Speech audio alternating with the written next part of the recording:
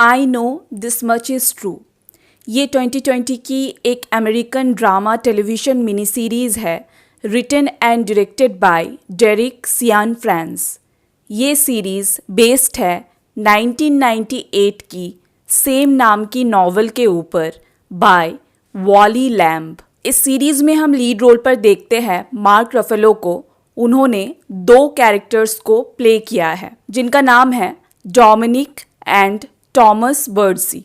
इस सीरीज में 6 एपिसोड्स है। ये सीरीज हमें कहानी बताती है identical twin brothers Dominick and Thomas Birdsey की। ये कहानी है सैक्रिफाइस की, ये कहानी है फॉरगिवनेस की। इस सीरीज में मेन कैरेक्टर है डोमिनिक, बिकॉज इस कैरेक्टर को बहुत ही ज़्यादा स्क्रीन टाइम दिया गया है, सबसे ज़्यादा स्क्रीन टाइम दिया गया है इस सीरीज़ में। कहानियों को इसकी नज़रिए से भी दिखाया गया है, इसके पर्सनल लाइफ को भी इस सीरीज़ में बहुत ही ज़्यादा डिटेल में दिखाया गया है।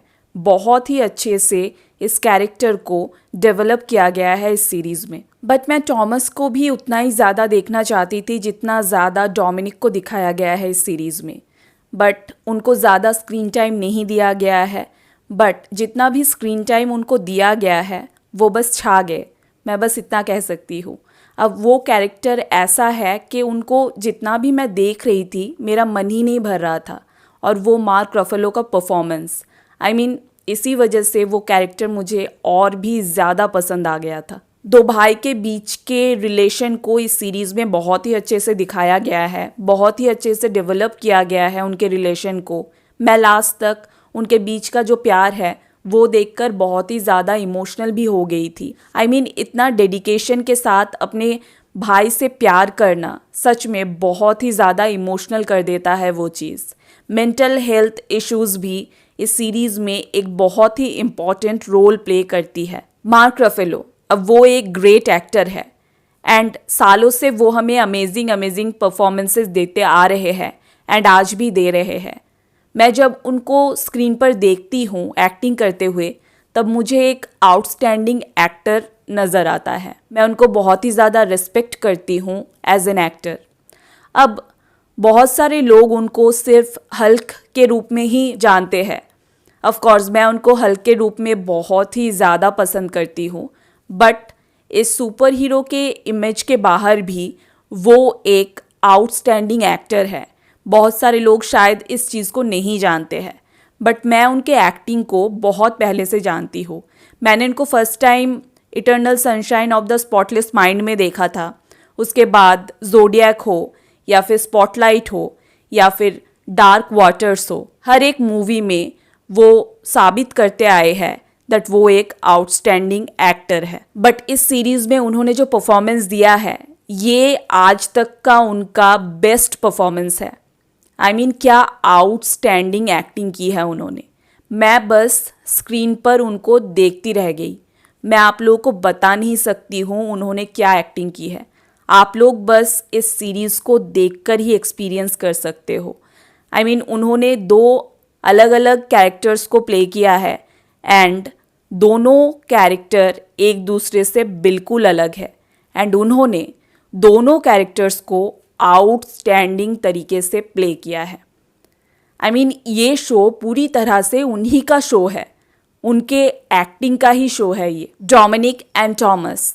डोमिनिक तो मुझे बहुत ही ज़्यादा पसंद है एंड मार्क रफेलो ने उस कैरेक्टर को अपने एक्टिंग के ज़रिए ज़िंदा कर दिया है। एंड टॉमस तो मुझे बहुत ही ज़्यादा पसंद है एंड मार्क रफेलो ने अपने एक्टिंग के ज़रिए इस कैरेक्टर को भी जिंदा कर दिया है। फिलिप एटिंजर ने मार्क रफेलो के कैरेक्टर्स का जो यंग रोल है वो प्ले किया है। अब मार्क रफेलो ने जो परफॉर्मेंस दी है इस सीरीज़ में उसको मैच कर पाना बहुत ही ज़्यादा मुश्किल था, बट फिलिप एटिंजर ने भी आउटस्टैंडिंग परफॉर्मेंस दी है।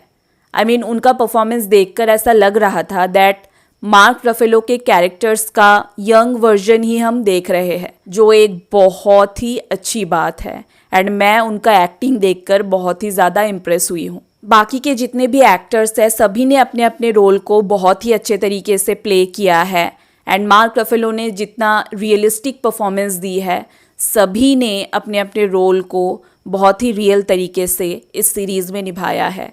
ये सीरीज़ इमोशनली बहुत ही ज़्यादा स्ट्रॉन्ग है एंड हर एक एपिसोड को कमाल तरीके से डायरेक्ट किया गया है। कहानी में सिर्फ डोमिनिक एंड थॉमस के रिलेशन को ही दिखाया नहीं गया है बल्कि और चीज़ों को भी दिखाया गया है, जिस वजह से ये सीरीज़ और ज़्यादा एक्साइटिंग हो जाती है, जिस वजह से ये सीरीज़ एक जैसी नहीं रहती है। एंड वो मुझे बहुत ही ज़्यादा इंटरेस्टिंग लगा एंड वो देखकर मैं बहुत ही ज़्यादा इम्प्रेस हुई हूँ। आप लोग इस सीरीज़ को देखोगे तब समझ जाओगे मैं किस बारे में बात कर रही हूँ। आप अगर गहराई से इस सीरीज़ को देखोगे तो ये सीरीज़ आपको बहुत कुछ कहने की कोशिश करती है, एक बहुत अच्छा मैसेज देने की कोशिश करती है ये सीरीज़। मैंने जब इस सीरीज़ को देख लिया था तब ये सीरीज़ ख़त्म करने के बाद मैंने सोचा इस सीरीज़ ने मुझे सोचने पर मजबूर किया बहुत सारी चीज़ों के बारे में।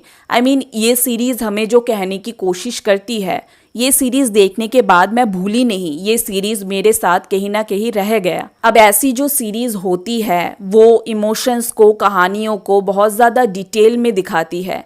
तो बहुत सारे ऑडियंस ऐसे होते हैं जिनको एंटरटेनमेंट बहुत ज़्यादा पसंद होता है, वो एंटरटेनमेंट के लिए शोज़ या फिर मूवीज़ देखते हैं।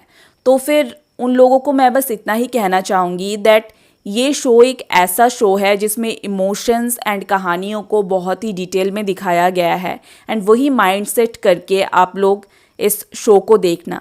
एंड मुझे कोई प्रॉब्लम नहीं होता है अगर कहानी को इतना डिटेल में एंड इमोशंस को इतना डिटेल में दिखाया जाता है। मैं बहुत ही ज़्यादा एक्साइटेड फील करती हूँ जब ऐसा कोई सीरीज़ मुझे देखने का मौका मिलता है। फाइनली मैंने एक बहुत ही अच्छा टाइम बिताया है इस सीरीज़ को देखते हुए एंड मार्क रफेलो का परफॉर्मेंस एक अलग वजह है दैट मैं आप लोगों को ये सीरीज़ रिकमेंड कर रही हूँ। एंड ये सीरीज़ भी एक बहुत ही अच्छी सीरीज़ है, एक मस्ट वॉच सीरीज़ है। आप लोग इस सीरीज़ को ज़रूर देखो, ज़्यादा एपिसोड्स नहीं हैं, आप लोग ज़रूर देखो इस सीरीज़ को। और क्या कहूँ, हाईली रिकमेंड करती हूँ आप लोगों को दैट आप लोग इस सीरीज़ को देख लो। एंड अगर आप लोगों ने इस सीरीज़ को देख ली है तो नीचे कमेंट करके ज़रूर बताओ आप लोग इस सीरीज़ के बारे में क्या सोचते हो। वीडियो अच्छी लगी हो तो वीडियो को लाइक और शेयर ज़रूर करो, चैनल को भी सब्सक्राइब कर दो। Thank you so much for watching. This is Juhi, मिलूंगी आपसे नेक्स्ट वीडियो पे।